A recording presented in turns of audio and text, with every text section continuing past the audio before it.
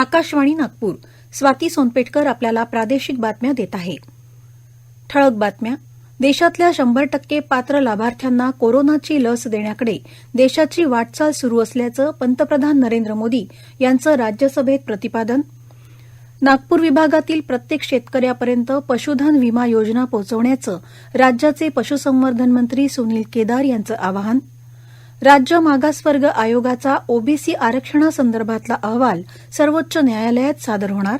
आणि विद्यार्थ्यांना उच्च शिक्षणाला प्रोत्साहन देणारा बुलढाण्याचा तरुण राजू केंद्रे फोर्ब्सच्या यादीत. आता ऐकूया बातम्या विस्तारानं. मात्र त्याआधी एक आवाहन. राज्यासह देशाच्या काही भागात कोरोना रुग्णांची संख्या मोठ्या प्रमाणात वाढते आहे.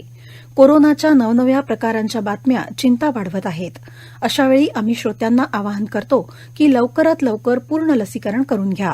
तसंच 15 ते 18 या वयोगटातल्या मुलांसह इतर नागरिकांनाही लसीकरणासाठी प्रोत्साहित करा. यासोबतच कोरोना प्रतिबंधक नियम पाळा, गर्दी टाळा, मुखपट्टी अवश्य वापरा आणि हात वेळोवेळी स्वच्छ धुवा.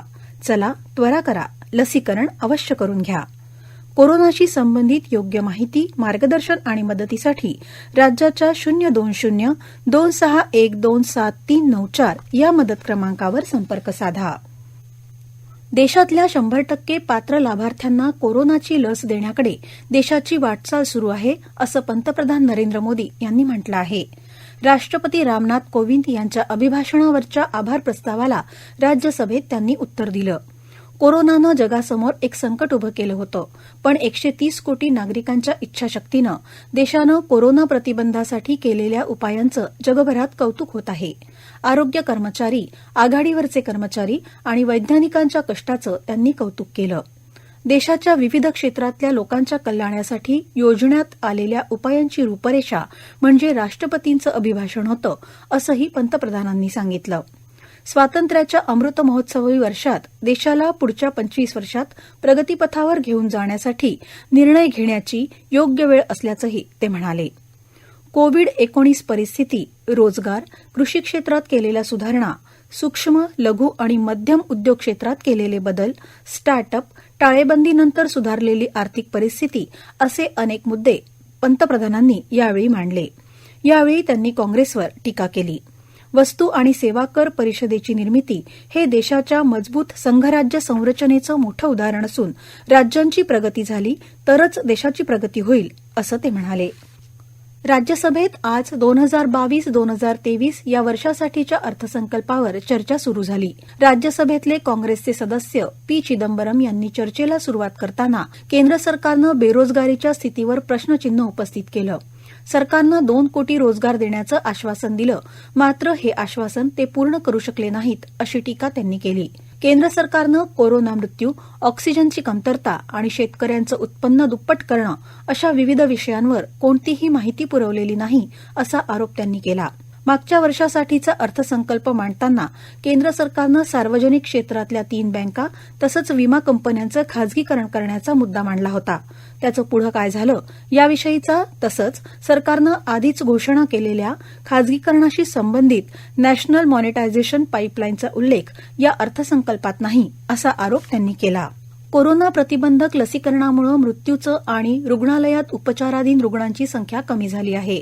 केंद्रीय आरोग्यमंत्री मनसुख मांडवीय यांनी आज राज्यसभेत ही माहिती दिली.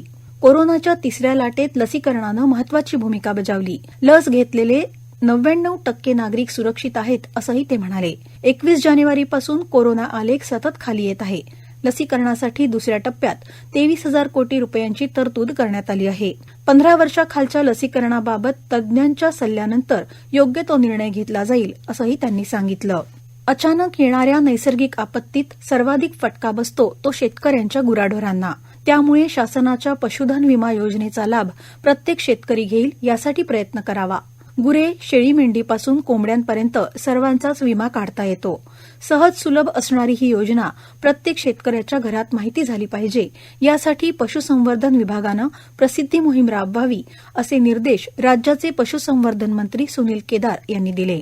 नागपूर इथं पशुसंवर्धन आणि दुग्ध व्यवसाय विभागाच्या सर्व शीर्षस्थ अधिकाऱ्यांची बैठक काल त्यांनी घेतली. त्यावेळी जिल्हा वार्षिक योजना, नाविन्यपूर्ण योजनांचा आढावा त्यांनी घेतला. शेतकऱ्याची, पशुपालकांची आर्थिक स्थिती आणि जनावरांच्या आजच्या किमती बघता प्रत्येक जनावराचा विमा काढला जाणं आवश्यक आहे. गाय, म्हैस, बैल, संकरित पशुधन, शेळ्या, मेंढ्या, घोडे, गाढव, उंट, डुक्कर, ससे सर्वांचाच विमा निघतो. केंद्र सरकार, महाराष्ट्र शासन अनुदानित महाराष्ट्र पशुधन विकास मंडळामार्फत विमा उपलब्ध केला जात आहे. ही योजना सुलभ पद्धतीनं शेतकऱ्यांपर्यंत पोहोचवण्याचे निर्देश त्यांनी यावेळी दिले. या प्रादेशिक बातम्या आपण आकाशवाणीच्या नागपूर केंद्रावरून ऐकत आहात. राज्य ओबीसी आयोगाचा अहवाल आता सर्वोच्च न्यायालयात सादर होणार असून ओबीसींचं प्रमाण हे 27% आहे, हे या अहवालात स्पष्ट झालं आहे. या सर्व बाबींवर लक्ष ठेवून असल्याची माहिती राज्याचे आपत्ती व्यवस्थापन आणि बहुजन कल्याण मंत्री विजय वडेट्टीवार यांनी आज नागपुरात दिली. कोरोनाच्या पहिल्या लाटेत पायी जाणाऱ्या श्रमिकांना आणि परप्रांतीयांना मानवी दृष्टिकोनातून काँग्रेसनं मदत केल्याचं वडेट्टीवार यांनी स्पष्ट केलं. दरम्यान पुढच्या निवडणुका सर्वोच्च न्यायालयाच्या ओबीसींच्या राजकीय आरक्षणावरील निर्णयावर अवलंबून घ्याव्यात, अशी भूमिका चंद्रशेखर बावनकुळे यांनी व्यक्त केली आहे. कोरोनामुळे मृत्यू झालेल्या राज्यातल्या 1,32,000पेक्षा जास्त व्यक्तींच्या कुटुंबियांना मदत देण्यात आल्याची माहिती राज्याचे मदत आणि पुनर्वसन मंत्री विजय वडेट्टीवार यांनी दिली. देशभरात आतापर्यंत महाराष्ट्रातल्या सर्वाधिक जणांना या मदतीचं वाटप झालं आहे. राज्यात आतापर्यंत 1,43,000हून अधिक व्यक्तींचा कोरोनामुळे मृत्यू झाला आहे, तर 2.25 लाखांहून अधिक अर्ज मदतीसाठी आले होते. एका व्यक्तीच्या मृत्यूसाठी कुटुंबातल्या एकापेक्षा अनेक व्यक्तींनी मदतीचे अर्ज केले होते. अशा प्रकारचे 61,000हून अधिक अर्ज नाकारण्यात आले आहेत. कुटुंबातल्या लोकांनी एकमतानं एकच अर्ज दाखल करावा, असं आवाहन त्यांनी केलं. पुनरुक्ती टाळून 20,000हून अधिक अर्ज पुन्हा सरकारकडे आले आहेत. अमरावती जिल्ह्यात कोरोना प्रादुर्भावामुळे बंद असलेल्या शाळांपैकी इयत्ता 5 ते 12वीचे वर्ग आजपासून पुन्हा सुरू झाले. आजपासून जिल्हाभरातल्या 2,897 शाळा कोविड प्रतिबंधक नियमांचं पालन करून सुरू झाल्या आहेत, अशी माहिती जिल्हा प्रशासनानं दिली आहे. राज्यात कोविड-19 रोगाचा संसर्ग रोखण्याच्या अनुषंगानं गुगामल वन्यजीव विभाग चिखलदरा अंतर्गत वैराट, हरिसाल जंगल सफारी, चिखलदरा शासकीय वन उद्यान आणि मेमना गेट निसर्ग पर्यटनासाठी सुरू करण्यात येत आहे. पर्यटकांनी प्रवेशाच्या वेळी त्यांच्या लसीकरणाच्या 2 मात्रा झाल्याचं प्रमाणपत्र दाखवणं बंधनकारक राहील, असं मेळघाट व्याघ्र प्रकल्प गुगामल वन्यजीव विभाग चिखलदराचे उपवनसंरक्षक सुमंत सोळंके यांनी कळवलं आहे. चंद्रपूर मूल मार्गावरील लोहारा गावाजवळ एका खासगी ट्रॅव्हल्सनं अचानक पेट घेतला.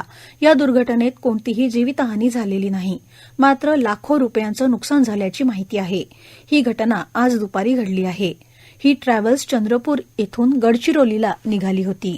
फोर्ब्स मॅगझिननं प्रसिद्ध केलेल्या यादीत बुलढाण्याच्या राजू केंद्रेचं नाव आलं आहे. एका शेतकऱ्याच्या मुलानं ही कमाल केली आहे. राजू केंद्रे सध्या चेव्हनिंग स्कॉलरशिपवर SOAS युनिव्हर्सिटी ऑफ लंडनमध्ये डेव्हलपमेंट स्टडीज शिकत आहेत. 2022च्या फोर्ब्स 30 अंडर 30 यादीमध्ये त्यांचा समावेश झाला आहे. फोर्ब्स इंडियाच्या फेब्रुवारीच्या अंकात सविस्तर यादी आणि लेख प्रसिद्ध झाला. या आठवड्यात यादी ऑनलाईनही उपलब्ध होईल. वंचित घटकातून येणाऱ्या आणि पहिल्या पिढीतील शिकणाऱ्या युवकांसाठी ही आनंदासोबतच मोठ्या जबाबदारीची गोष्ट आहे. राजू केंद्रे हा एकलव्य इंडियाच्या विद्यार्थ्यांना उच्च शिक्षणाला प्रोत्साहन देण्यासाठी मार्गदर्शन करतो. स्वतः सारख्याच पहिल्या पिढीतील शिकणाऱ्यांना तळागाळातील नेतृत्व सक्षम करते. शेवटी पुन्हा काही ठळक बातम्या. देशातल्या 100% पात्र लाभार्थ्यांना कोरोनाची लस देण्याकडे देशाची वाटचाल सुरू असल्याचं पंतप्रधान नरेंद्र मोदी यांचं राज्यसभेत प्रतिपादन.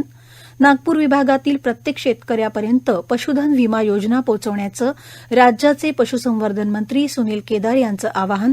राज्य मागासवर्ग आयोगाचा ओबीसी आरक्षणासंदर्भातला अहवाल सर्वोच्च न्यायालयात सादर होणार. आणि विद्यार्थ्यांना उच्च शिक्षणाला प्रोत्साहन देणारा बुलढाण्याचा तरुण राजू केंद्रे फोर्ब्सच्या यादीत. याबरोबरच हे प्रादेशिक बातमीपत्र संपलं. नमस्कार.